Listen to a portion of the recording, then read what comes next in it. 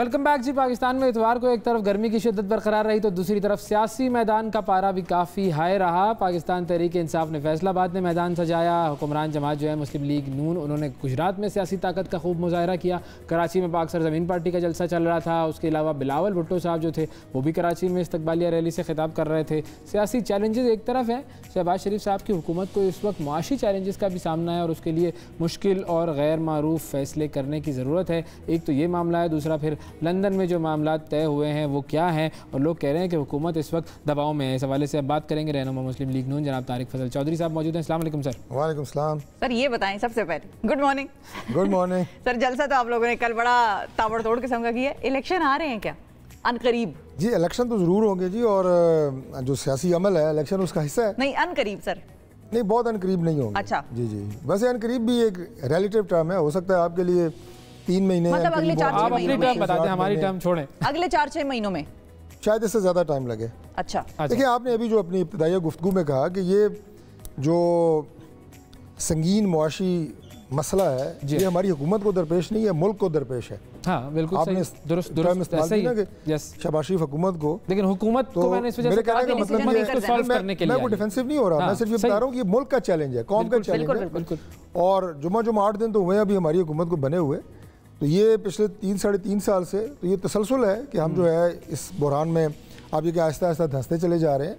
और कोशिश हमारी ये है कि सिलेक्शन से पहले कम से कम ये जो हमें लग रहा है जी कि बड़ा कोई बहुत ज़्यादा कोई मसला, इससे कम से कम निकला जाए, कौम को थोड़ा एतमाद दिया जाए, लोगों को पॉजिटिविटी का मैसेज दिया जाए और मुल्क जो है किसी सिमत पे चले। लेकिन जो बजट आएगा वो नहीं रहा कुछ, मतलब मेरा तो मुझे जहाँ तक नज़र आ रहा है कि ऐसी कोई खातिर खा आप लोगों को कामयाबी माशी फ्रंट पे मिल नहीं रही है, क्योंकि आप लोगों ने जो मामला उठाया था कि जी इमरान खान साहब जो हैं उन्होंने महंगाई बहुत कर दी है और सारे मामला ख़राब हैं तो उनको हटाया जाए, और फिर जाते जाते आपने इतना मामला सस्ता कर दिया पेट्रोल और बिजली का कि ये तो पे बोझ पड़ गया। वो एक कामयाबी आप लोगों को जो मिली उसका असर ज़ायल नहीं हो गया? मतलब एक माशी टीम, एक्सपीरियंस टीम, ये बात तो है कि नून लीग के पास मौजूद है, लेकिन कर क्या रहे हैं? जो आप ये कहें कि जो इकोनॉमिक प्रॉब्लम्स होते हैं ऐसे नहीं होते, पहली बात 1 या 2 दिन में ही हल हो जाए, पहली बात ये है। मैंने सालों नहीं कहा, मैंने 1 या 2 दिन का है या 2-4 हफ्ते का है, ठीक है जी, हमें तो मैंने बताया अभी कुछ 4 हफ्ते में हुकूमत बने हुए। दूसरी बात यह है कि बहुत सारी चीज़ें ऐसी हैं जो आपको या मुझे इल्म ना हो, लेकिन हुकूमती सतह के ऊपर जो बैनुल-अक़वामी रवाबत होते हैं, जो मामला चल रहे होते हैं वो हमें नज़र नहीं आ रहे होते, तो वो अपनी जगह पे मौजूद हैं। और मुझे कभी उम्मीद है इंशाल्लाह कि हम बहुत जल्द आपको कोई अच्छा ब्रेक थ्रू देंगे इंशाल्लाह। लेकिन वो अच्छा ब्रेक थ्रू आप लोग कैसे देंगे? अभी आने वाला है बजट, और वो बजट वैसे सारे माहिरीन कह रहे हैं, जो इंडिपेंडेंट जिनकी आ रहा है वो भी कह रहे हैं कि बड़ा मुश्किल बजट होगा। तो आप लोगों की हुकूमत को एज अगर हम बात करें एज अ पार्टी, क्योंकि पॉलिटिकल पार्टी भी है, जलसे हो रहे हैं, सब पार्टियां कर रही हैं, आप लोगों की पार्टी को तो इस बजट के लाने का एक तरह से कोई फ़ायदा नहीं होगा। मतलब इसमें तो टैक्सेस भी लगाने हैं, कीमतें भी बढ़ानी है, IMF के पास जाना है। मिफ्ता साहब ने ये कल कहा कि मतलब लेट मी एम्पलीफाई उनकी जो ट्वीट थी कि भाई अभी तो हम कुछ नहीं बढ़ा रहे, लेकिन अगर आलमी मार्केट में कीमत बढ़ी तो हम बढ़ाना पड़ेगा। ये सवाल जो आपने किया है मुझसे किसी एंकर ने नहीं किया, अच्छा, बल्कि किसी पॉलिटिकल एक्टिविस्ट ने किया है। अच्छा, वो इसलिए कि ये बात आपकी बिल्कुल सही है कि जो बजट होता है इलेक्शन से पहले वो आमतौर पे अवामी बजट होता है। हाँ। और जो आपने जिन खदशात का इजहार किया ये पॉलिटिकल लोग सोचते हैं, पॉलिटिकल माइंड सोचता है कि मैंने यानी अपनी जेब तंग करके या कोई ऐसा मुश्किल फैसला नहीं करना जिससे अवाम मुतासर हों, तो that budget is always considered as a political budget. हर हुकूमत कोशिश करती है कि इलेक्शन में जाने से पहले कोई रिलीफ दे, वो अच्छे काम करे। तो ये वो चैलेंज है, असल में ये वो चैलेंज है कि आपने इकोनॉमिक सूरत हाल को देखते हुए, ग्राउंड रियलिटीज़ को देखते हुए, आइंदा इलेक्शन को देखते हुए कैसे आपने इसमें से निकलना है, ये एक बहुत बड़ा इम्तिहान है। कोलिशन पार्टनर्स चैलेंज नहीं है? देखिए कोलिशन पार्टनर्स की तरफ से अभी तक तो मुझे कोई ऐसी फ्रिक्शन नज़र नहीं आ रही कि हमें कोई मुश्किल तरफ से कोई पॉजिटिविटी, कोई कामों में हेल्प नजर आ रही है? नहीं बिल्कुल है। देखें वो बैठ गए कि अब खेलो चलो, वो क्योंकि राना साहब का एक बयान था कि सिर्फ मुस्लिम लीग नून जो है वो इस सारी सिचुएशन का ब्रंट नहीं लेगी, मतलब उसका मलबा सिर्फ हम पे नहीं गिरेगा, सबको पार्टिसिपेट करना होगा। होती है कि उनके पास अपनी अपनी वजारतें हैं, वो हुकूमत में अपना हिस्सा डाल रहे हैं, लेकिन जब आपके जो प्राइम मिनिस्टर है वो मुस्लिम लीग नून का होगा तो ब्रंट जो है वो मुस्लिम लीग नून ने फेस करना है। फ्रूट्स जो होंगे, बेनिफिट्स होंगे, सबसे ज़्यादा मुस्लिम लीग नून ने गेन करने हैं। ये तो रियलिटी है, कोई भी जमात हो हमारी जगह पे। लेकिन अगर कोई अच्छी बात होती है हुकूमत से और अवाम उससे खुश होते हैं तो वो आप ये कहें कि डिवाइड होगी जो आपके सारे एलाइज़ हैं, ज़ाहिर उन्हें भी सच जाएगा कि मुत्तहिदा अपोजिशन जो है वो आज की गवर्नमेंट है।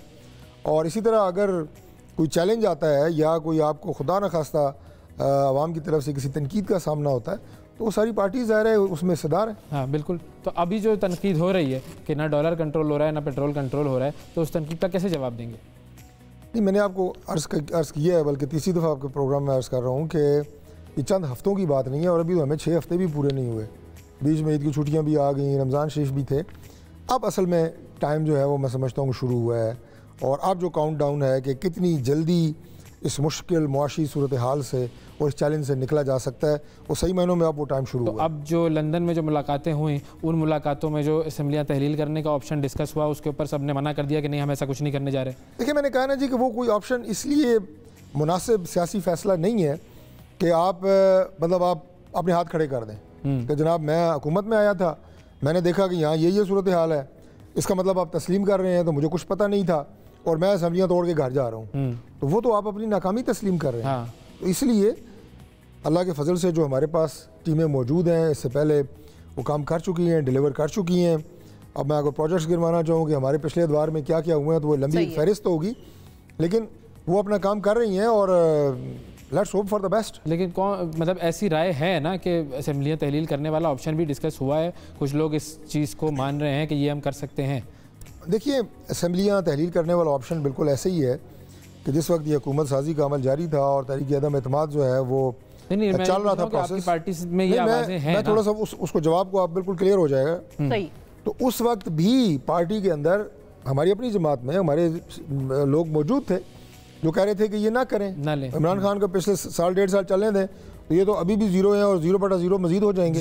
जी। तो ये पॉलिटिकल पार्टीज में डिफरेंस ऑफ ओपिनियन होता है, this is what is called democracy. और अभी भी अगर कुछ लोग हमारे अंदर ये बात कहें कि जी नहीं जल्द इलेक्शन कराएं, असम्बलियाँ डिसॉल्व करें, उनका अपना एक पॉइंट ऑफ व्यू है, बट मेजॉरिटी वही है जो मैं आपको बता रहा हूँ। सही है। अफसर खान साहब ने जो इल्ज़ामात लगाए हैं या जो भी उन्होंने उनके खदशात हैं, सिक्योरिटी के हवाले से मुतमईन नहीं है लोग कि हुकूमत वक्त ने उनको सिक्योरिटी नहीं दी, सियालकोट के जलसे में भी नहीं थी और वैसे भी वो नहीं दे रहे।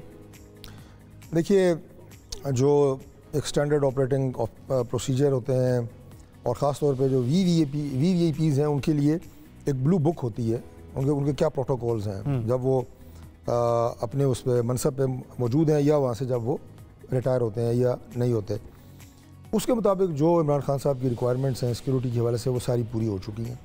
एक बुलेट प्रूफ जीप उनके पास है, जो नंबर ऑफ़ गार्ड्स आपको मिलते हैं एक एक्स प्राइम मिनिस्टर को वो उनके पास मौजूद हैं, और उसके अलावा जो उनके आपके साथ उनको जो एक्स्ट्रा सिक्योरिटी भी जो नज़र आती है वो उन्होंने ली है, वो उनका राइट है। कुछ गिलगित बल्तिस्तान की लोग हैं, कुछ KPK से आए हुए हैं, ये तो उनकी सिक्योरिटी के हवाले से हो गया।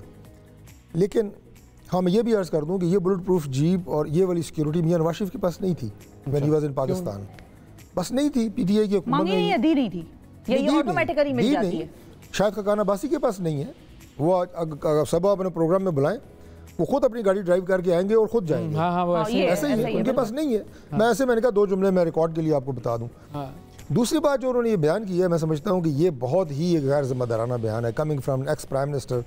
तो मेरी जान को खतरा हो गया है और मैंने वीडियो रिकॉर्ड कर लिया, भी कहा था, लेटर भी लिखा था उन्होंने बाहर के साथियों को। बात ये है कि या तो उसके अंदर कोई आपको हकीकत नजर आए या उसके अंदर कोई वाकई कोई ऐसी थ्रेट हो। पिछले सारे अरसे में जब से इमरान खान साहब इक़्तिदार से गए हैं, ये एक ऑन गोइंग प्रोसेस होता है, पॉलिटिकल प्रोसेस, कि जिसमें ये तब्दीलियाँ होती रहती हैं। अगर आप प्राइम मिनिस्टर ऑफिस में जाएँ तो इस दीवार के ऊपर लंबी तस्वीरें लगी हुई हैं 1947 से लेकर आज तक, कौन कौन प्राइम मिनिस्टर रहा, हमेशा तो किसी ने नहीं रहना। सही। अब जब कोई हटता है, वो 3 जमातें आपके साथ थी तो आप प्राइम मिनिस्टर थे, 3 जमातें हमारे साथ आ गई, हम प्राइम मिनिस्टर हो सकता है ना, मतलब लेकिन मैं आपको अर्ज कर रहा हूँ, नहीं, मैं आपके इन बयान को लिंक कर रहा हूँ उनके तमाम बयान से कि जो प्राइम मिनिस्टर से हटने के बाद उन्होंने दिए हैं, जिससे मुआशरे के अंदर एक बिगाड़, तनाव, पोलराइजेशन, फितना और फसाद पैदा हो गया। मैं उसकी बात कह रहा हूँ, ये उसी उन बयानात की ये कड़ी है। जो पंजाब गवर्नमेंट ने उनको लाहौर जलसे में आने की कहा कि आप ना आए, खतरा है और आप ना आए यहाँ पर, वो भी तो पंजाब गवर्नमेंट ने, आपकी गवर्नमेंट ने उनको कहा था। देखिए, ये अब कल हमारा जलसा था गुजरात में, कोटला में, बहुत ज़बरदस्त जलसा था, उसमें चीफ मिनिस्टर भी आए हुए थे, मरियम नवाज शरीफ साहिबा भी वहाँ पे मौजूद थी। वहाँ पे भी इस थ्रेट की निशानदेही की गई, मैं खुद उस जलसे में मौजूद था, बल्कि तैयारियों के 2 दिन पहले भी मौजूद था, बिल्कुल कहा, और उसके लिए फिर एक्स्ट्रा सिक्योरिटी लगाई गई उसके लिए, और मैं अब बता नहीं सकता ज़ाहिर है, लेकिन क्या क्या मज़ीद इक़दाम किए गए। तो ये तो होता है, आपको मुख्तलिफ इंटेलिजेंस के इदारे बताते हैं कि इस मकाम के ऊपर क्या क्या आपको खतरात हो सकते हैं। तो अगर इमरान खान साहब को ये बताया जाए कि जनाब इस जगह के ऊपर जलसा करने में कोई ख़तरा है, तो मैं समझता हूँ कि उन्हें मशकूर होना चाहिए इंटेलिजेंस इदारों के, गवर्नमेंट के। और मैं ये भी अर्ज़ कर दूँ कि ये ख़तरात अभी आप देखें, कल या परसों गालबन ट्राइबल एरिया में धमाका हुआ जिसमें 3 हमारे जवान शहीद हुए, 4 उसमें बच्चे शहीद हुए। तो ये जो थ्रेट्स होते हैं आपके पॉलिटिकल लोगों को, एक दूसरे से नहीं होते कि मुस्लिम लीग नून को मैं कहूँ PTI को, PTI को मुस्लिम लीग नून, नहीं। ये वो हैं जो हमारे मुल्क की सालमियत, मुल्क की इंटेग्रिटी, हमारी मुल्क के ख़िलाफ़ जो लोग नबुर्द आज़मा हैं, ये वो हमारे दुश्मन हैं जिनसे थ्रेट्स होते हैं, उनकी निशानदेही की जाती है। ये नहीं की जाती कि फ़लाँ यूनियन काउंसिल का चेयरमैन से ख़तरा है आपको जिस इलाके में आप जलसा कर रहे हैं। खुदा न खास्ता सियासत नज़रियात के इख्तलाफ का नाम है, सही, लेकिन आपके अपने नज़रियात, मेरे अपने, ज़ाती दुश्मनी का नाम नहीं है। यही बात मैं अभी पॉइंट आउट कर रहा था कि अनफॉर्चुनेटली इस पिछले 1 महीने 1.5 में इमरान खान साहब ने मुआशरे के अंदर सियासत का नाम ज़ाती दुश्मनी रख दी है, जो बहुत गलत है, बहुत गलत है। लेकिन क्विकली अगर ज़्यादा एक्स्ट्रा सिक्योरिटी मांगेंगे तो देगी, हमले हो रहे हैं गली मोहल्लों तक, ये लड़ाई लेगी, ये बहुत गलत है। सही, लेकिन फाइनली जाते जाते एक्स्ट्रा सिक्योरिटी अगर मांगेंगे तो गवर्नमेंट, अगर कोई जेन्युइन थ्रेट आता है जो मतलब नॉर्मल सर्कमस्टांसेस के अंदर जितनी सिक्योरिटी इमरान खान साहब के पास है उसको बढ़ाई जा सकती है, वो हम समझते हैं कि that is enough normal circumstances. लेकिन अगर कोई जेन्युइन थ्रेट ऐसा आता है तो जरूर देंगे, उनकी जान जो है वो उसकी हिफाजत हुकूमत की जिम्मेदारी है। वाला वाकया है, उन्होंने भी कहा था और फिर मैं कहता हूं उनकी जान की हिफाजत हुकूमत की जिम्मेदारी है। बिल्कुल सही। बहुत शुक्रिया अदा करेंगे तारिक फजल चौधरी साहब, नाजरीन हमारे साथ मौजूद थे।